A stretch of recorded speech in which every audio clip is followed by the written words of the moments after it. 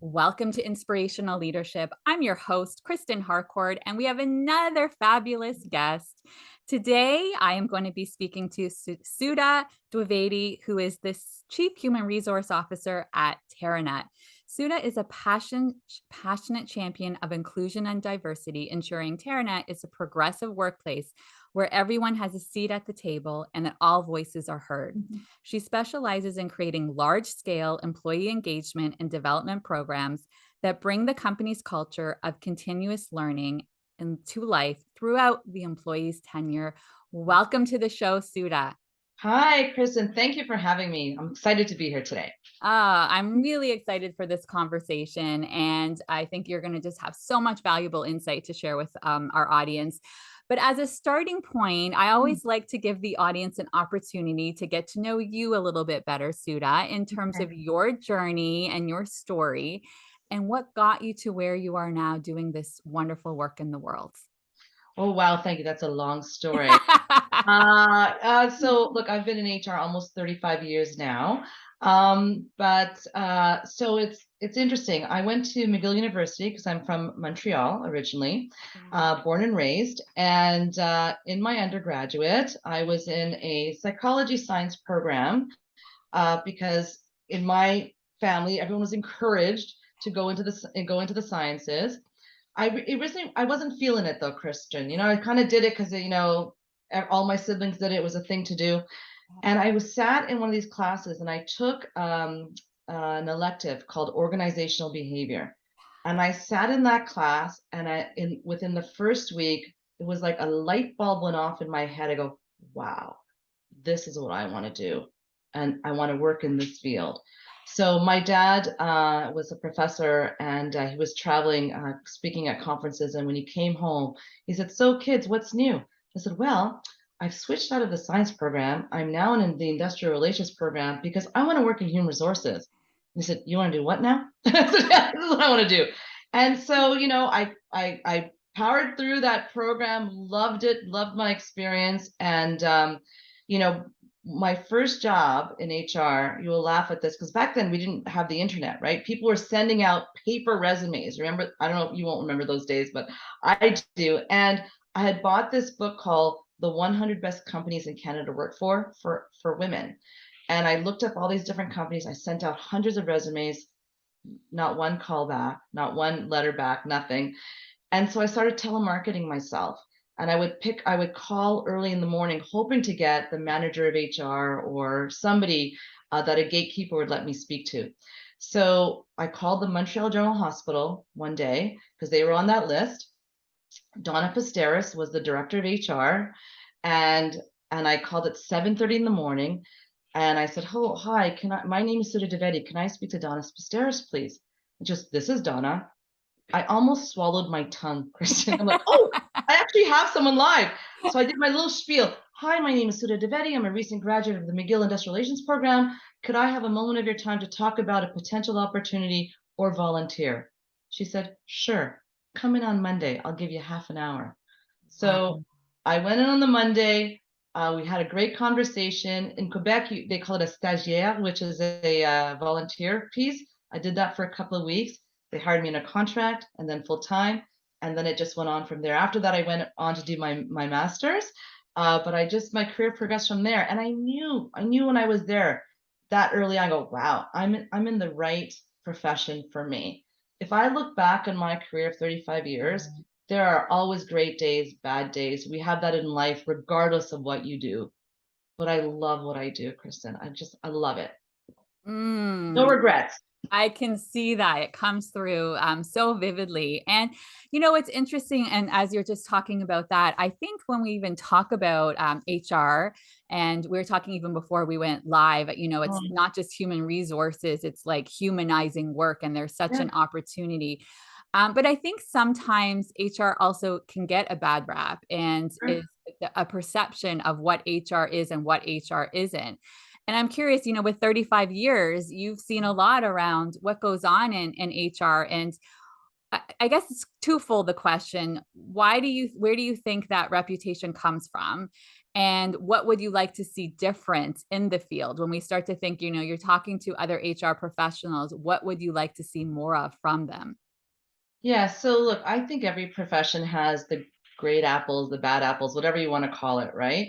But HR can sometimes be seen as the policy pushers or compliance people, and sometimes that's necessary. There are compliance factors that we have to ensure that an organization follows and people follow. So when there's a risk involved, yes, we want to make sure that we are ensuring that there's the safety of our employees, physical, mental, the whole gambit.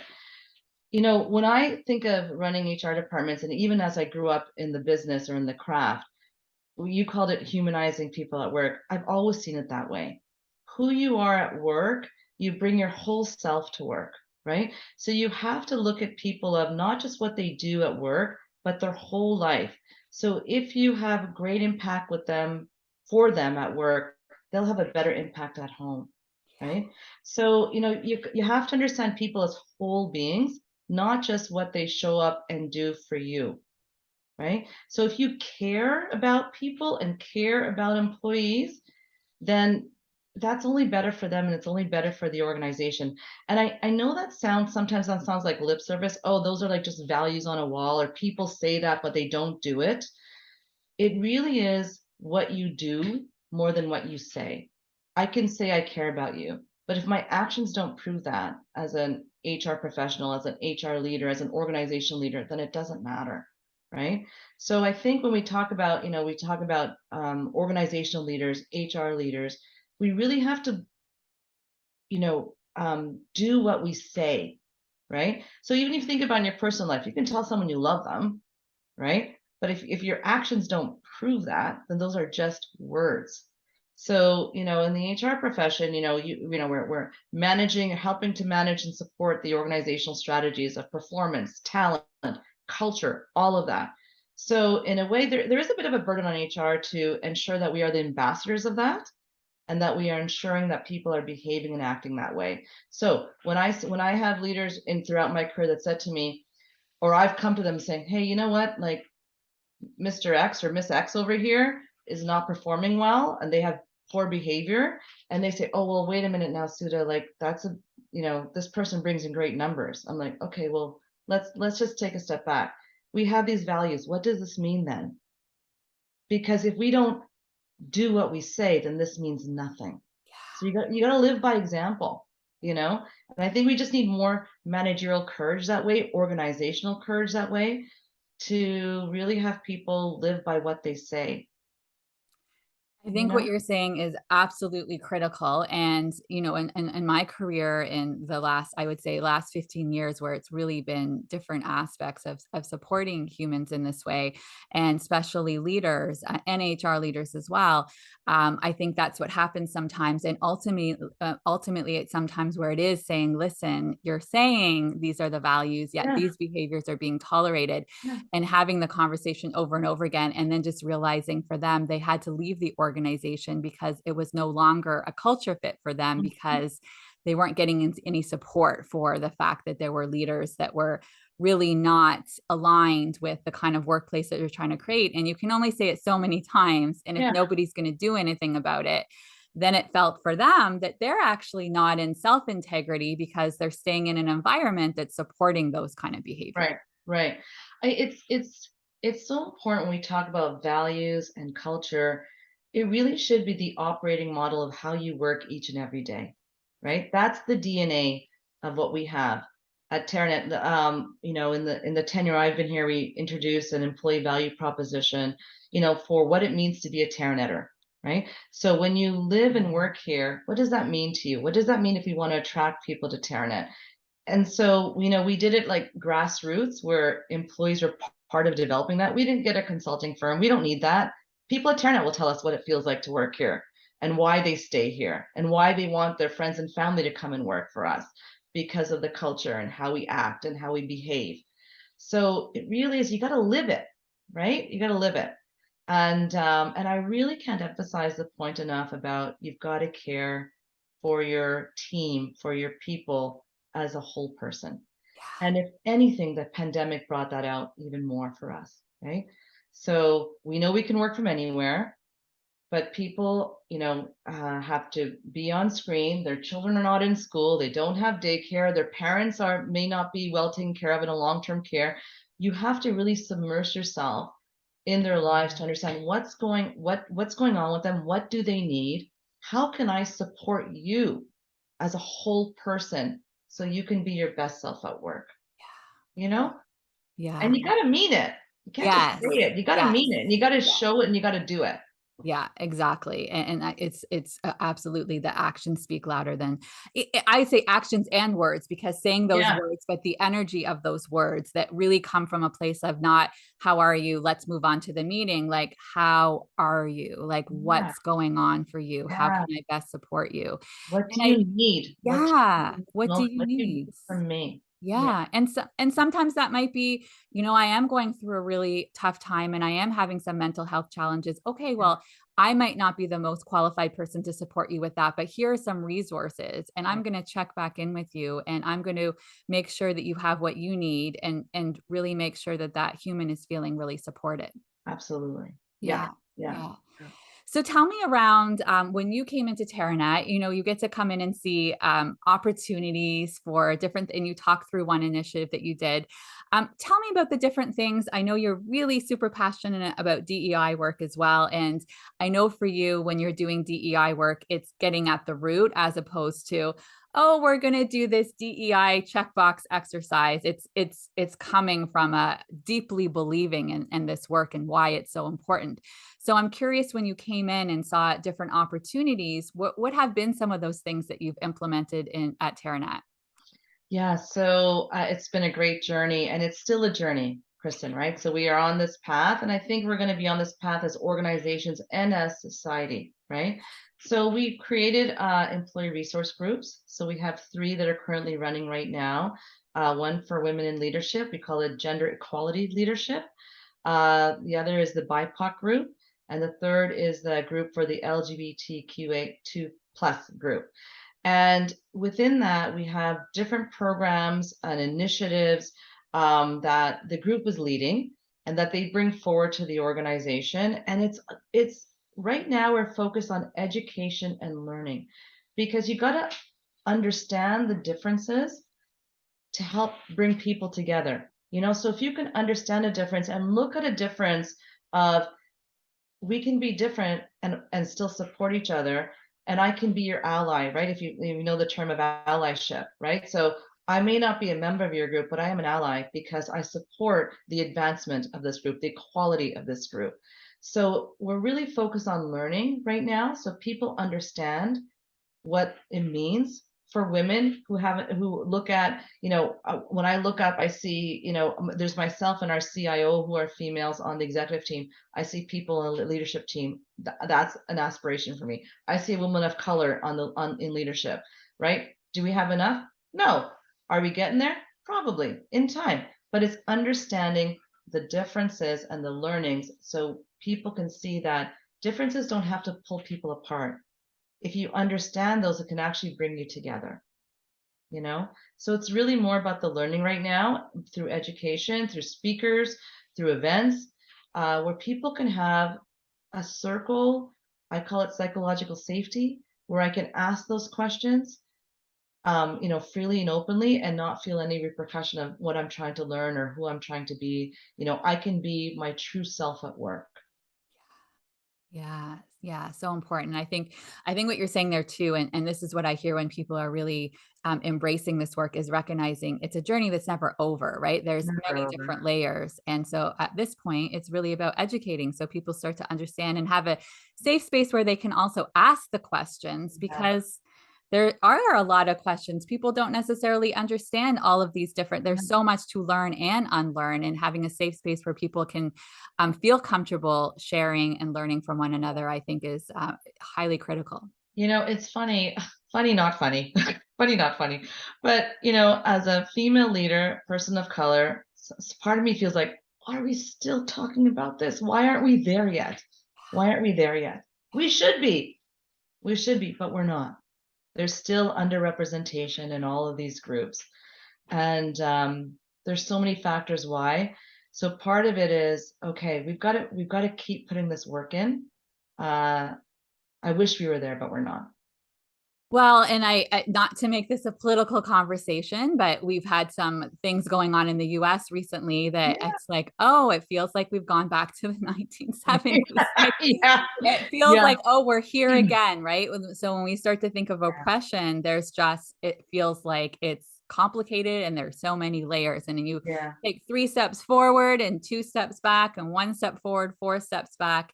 Yeah. I suppose that's the evolution. And yet that doesn't, I also want to honor everyone who's part of that marginalized group and experiencing it, Correct. how difficult that must be as well.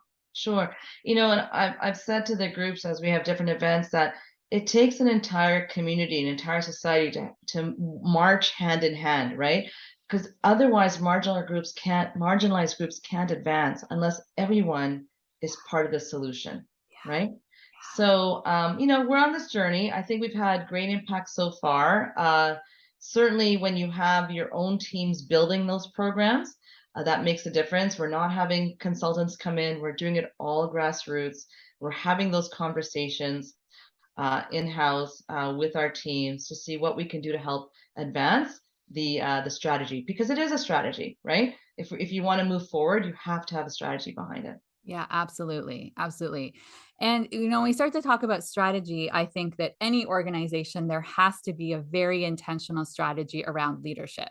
Hmm. Because if we don't support the leaders and help them learn all of these skills, and you and I want to talk a little bit more about this as well in a couple of minutes around coaching, because Yeah. really leaders are coaching, mentoring, helping individuals learn and grow, and they also have to be constantly learning and growing. It's on both sides.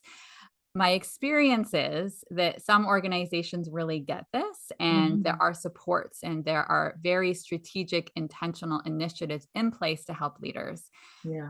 And then I find in some organizations, there's nothing, and you wonder why the leaders might struggle. So talk to me a little bit around, how do you support your leaders to give them the tools to be able to not only be able to achieve business outcomes, but be able to help lead the individuals on their teams?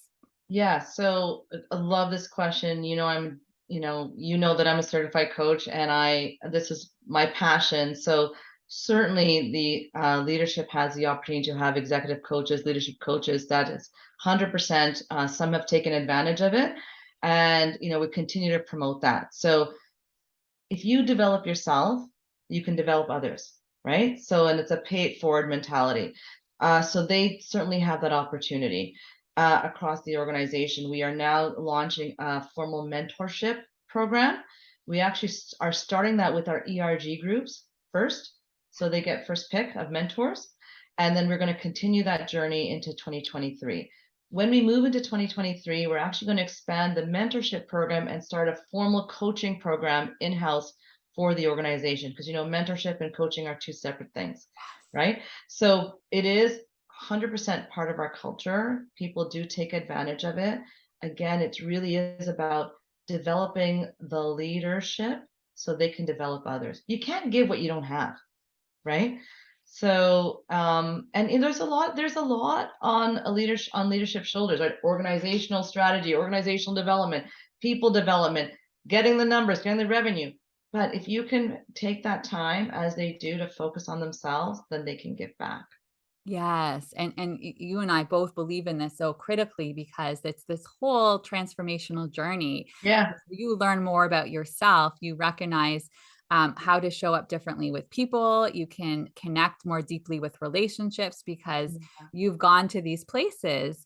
And I think what you just brought up there is important too. I'd love to hear how you would the distinctions you would make between coaching and mentoring. I don't know about you, but I remember when I did one of my coaching program, they said there's coaching, there's mentoring, and there's consulting. And Yeah. I remember that. right? And it's like, Yeah. and a lot of people in their coaching are doing a whole bunch of mentoring and Yeah. consulting, and they're not actually doing coaching, which are very different things. So I'd love to get your take on that. Yeah. So it's interesting because, mentoring is really talking about yourself and sharing your experiences. So sharing your experiences is how you're talking about yourself. And that person is learning from your experiences. Oh, Sudha, you did this. Oh, I'll try that path, right? And coaching is really about the individual coming up with their own solutions, right? By asking the right questions. So a mentor, you're talking more, mentee's listening and acting on that. Coaching, you're talking less. Coachee is developing their own solution, because as your coach, with your questions, you're helping them pull out their solutions that they already have within themselves. They do. They Yeah. already know, right? But they've got to pull it out, and your coach helps them do that. Yeah. So that's the best way I can distinguish that. Yeah, I think that's great. Sudha and I were both trained at CTI, which used to be called Coaches Training Institute, but it's now Coactive Training Institute. Yeah. And getting used to the new name. And one of the things in their model that I love so much, that spoke to me on such a deep level, is it's holding that we are all naturally creative, resourceful, and whole. I love it. I love that. I mean, I can't get enough of that. And I can't tell you Yeah. how many times it showed up in coaching, not necessarily just for that individual, but for that individual to help them understand a team member and somebody who they are not actually holding as naturally creative and resourceful and whole, and taking on too much that's not really theirs to take on. But what I love about it so much is it's recognizing, so often leaders, like you were saying, have so many things on their plate and being pulled in so many directions that they don't actually give themselves the space. And I think coaching is such a beautiful opportunity to create the space, so that through people asking them powerful questions, they actually have the stillness to be able to hear the answers that they always had. They just haven't been able to access it because they haven't necessarily had the space, or sometimes they haven't thought about that question in that way, and it can be bring so many breakthroughs. Absolutely. It is sometimes easier to be the mentor, I find. If someone says, Sudha, what should I do? Oh, you should do this. Da, da, da. Here's what I did in that situation. Da, da. Versus, well, what's the situation? What's possible? What could you do? Well, then what would you do next? And then they've already come up with the answer right? That shows them down the path. And then there's more commitment to that, as you know. Yes. Yeah. Yes. Yeah.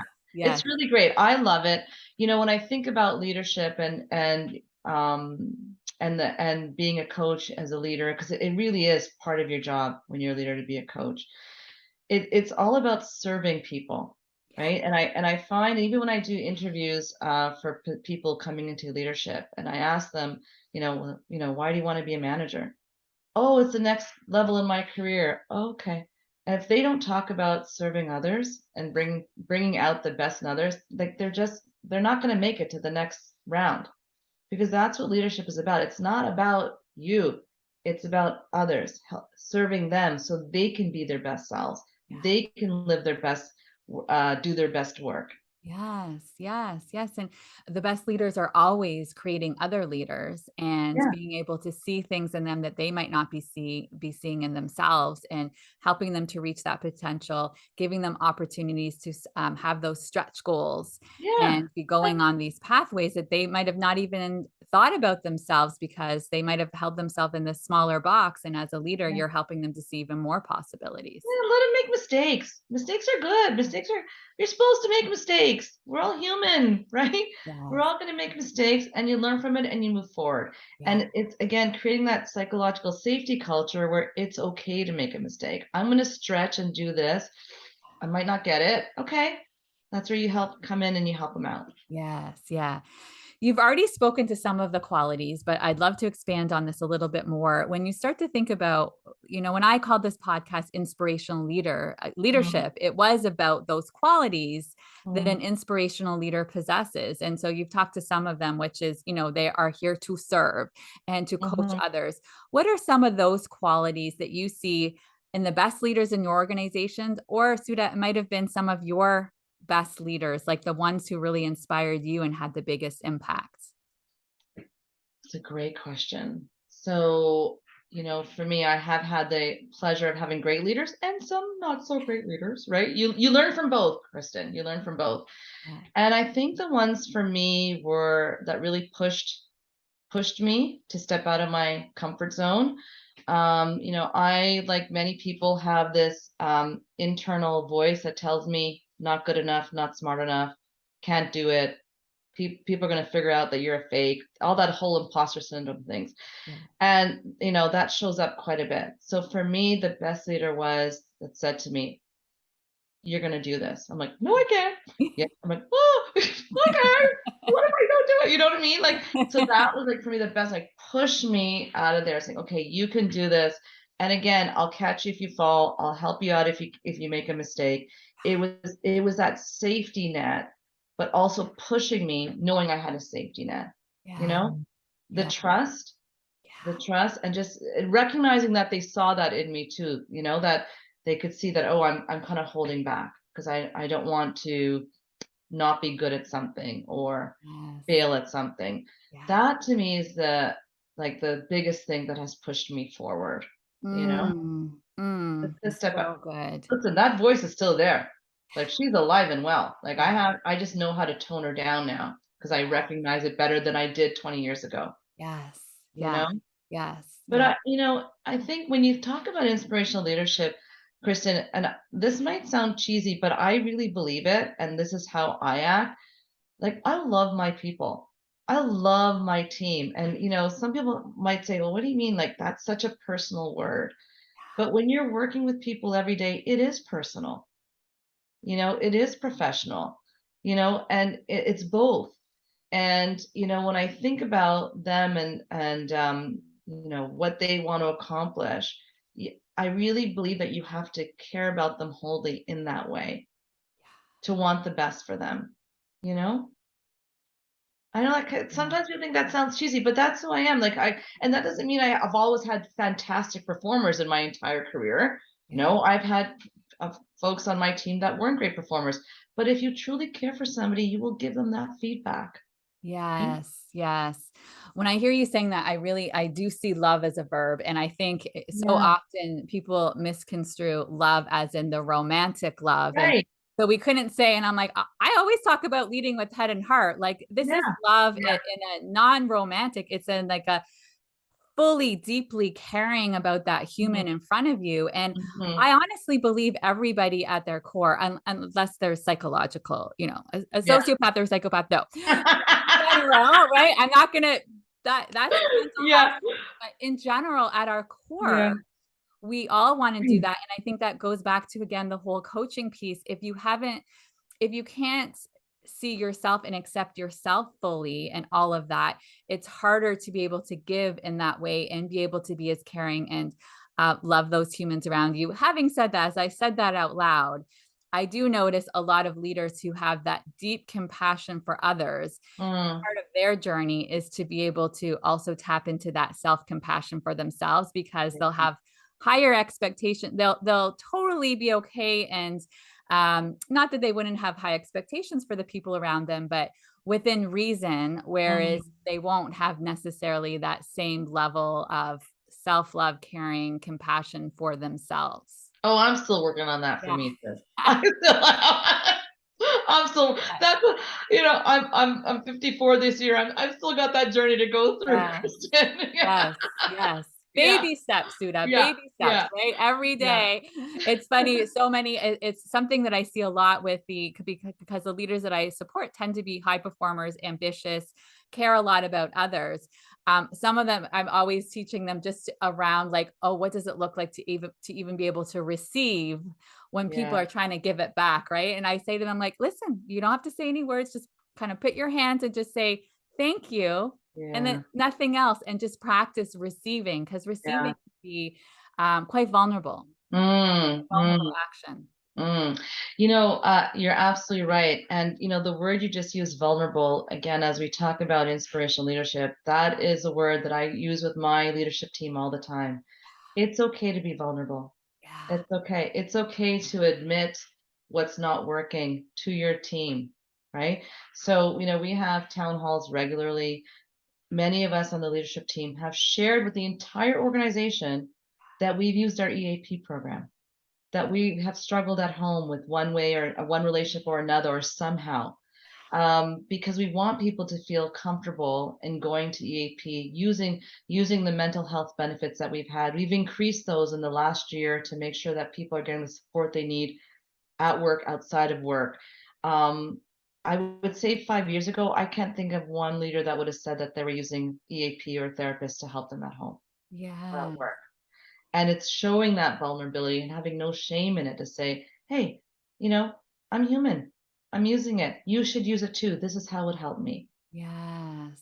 I mean, the connection that gets created with that, I mean, Brene Brown does so much wonderful Oh, and she's like, woo, yes, right? right? I Yeah, mean, yeah, she's yeah, done so much great work yeah, and is incredibly vulnerable around, listen, this is what I do, like, get into my head and hear my voice on a daily basis. I'm still a work in progress with all of yeah, this stuff, but yeah. I love how she's created more space for people to recognize how we're all wired for connection and how much Mhm, vulnerability actually deepens our connections with others because now people see you, you're mhm. allowing yourself to be seen and they're like, "Oh, you're human, you're not infallible, like you're someone who has all of the imperfections because that's what it means to be human." I don't even want to use the word imperfections, just your Yeah, humanity.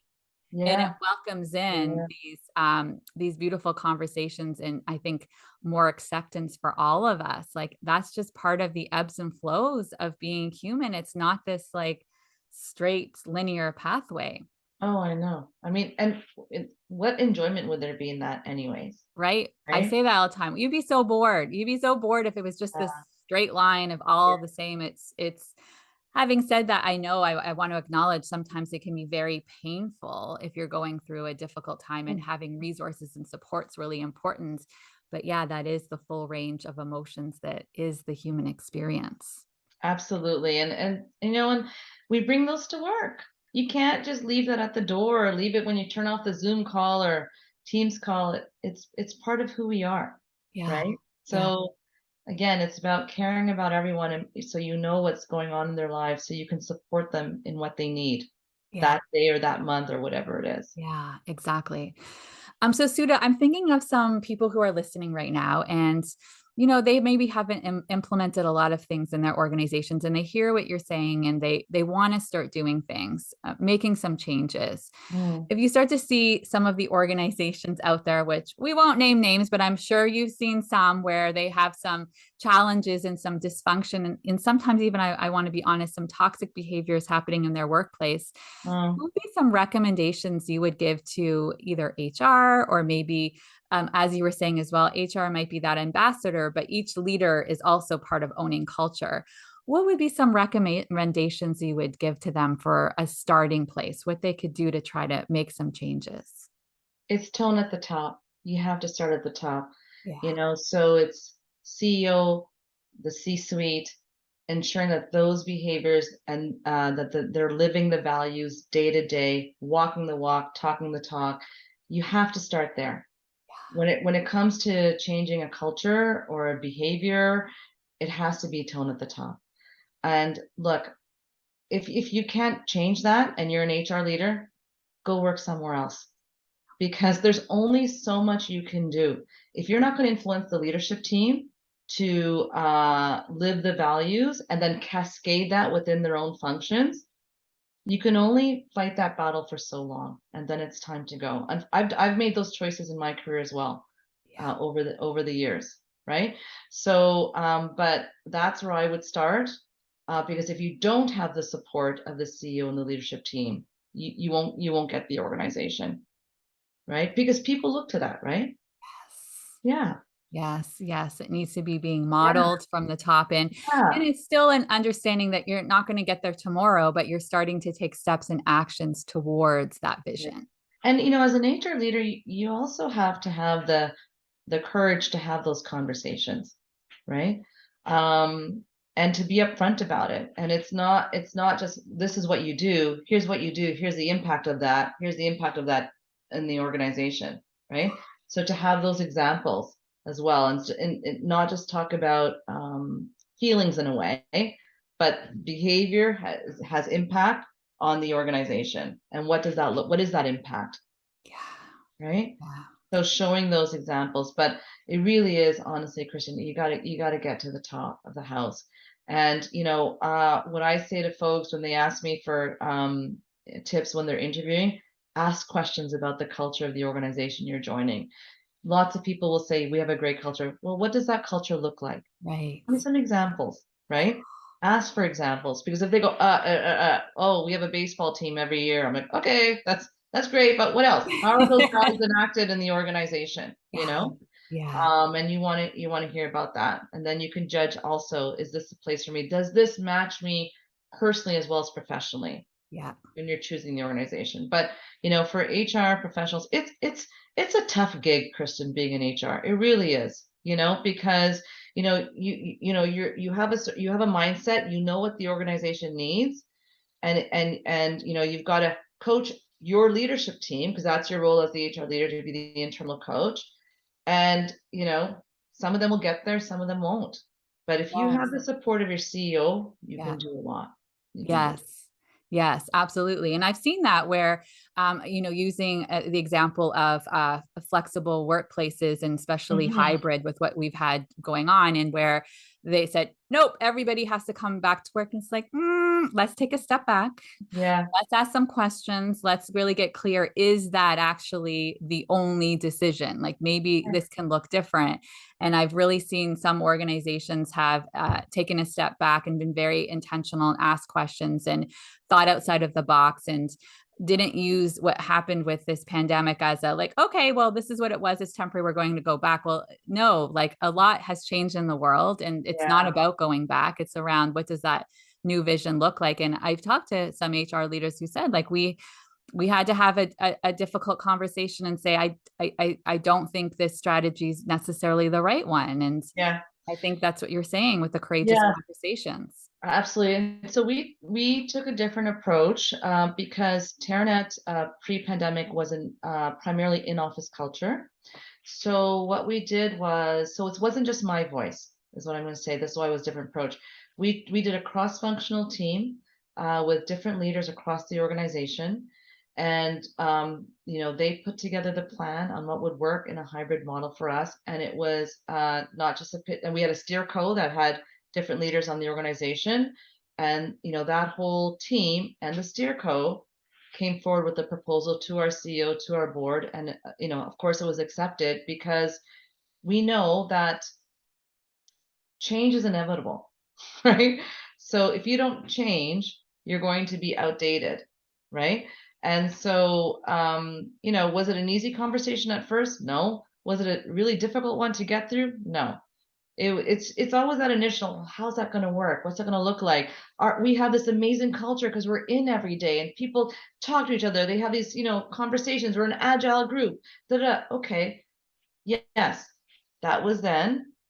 What 2 years have shown us is that we can perform really well still this way. So when you have data to support your argument or your position, it Yeah. helps, right? Wow. So we had a cross-functional team, different leaders across the organization, data to support, and was like, this is the way we're going to be working now. Nice. And I think it's really helped our organization and individuals. Look, the people have to learn to lead differently in a hybrid environment too. They don't necessarily have all of the skill sets. So my team on the L&D side that we have have put together courses and learnings for managers on how to lead in a hybrid environment, because it's new for them. So this is what we're going to do, but we also have to put the mechanisms in place to support those leaders in what this looks like for them going forward. And what I said to the team as we were launching this is that, you know, sometimes change is, today we did this, tomorrow we're doing that. That's the change cycle, right? But we have at least the ability in this pandemic to use a dimmer switch metaphor, like slowly, slowly. So we brought teams back in cohorts, slowly, slowly, right? To see how it felt to come back in. What does it feel like to be on a subway?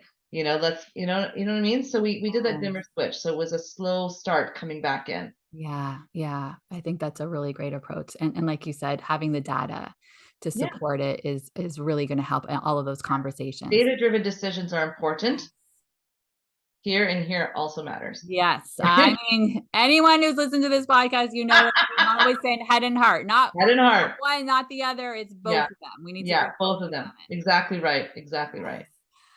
Sudha, this has been such a wonderful conversation. I always like to give you an opportunity to leave a final thought, whatever's showing up for you right now. Oh, what a great question.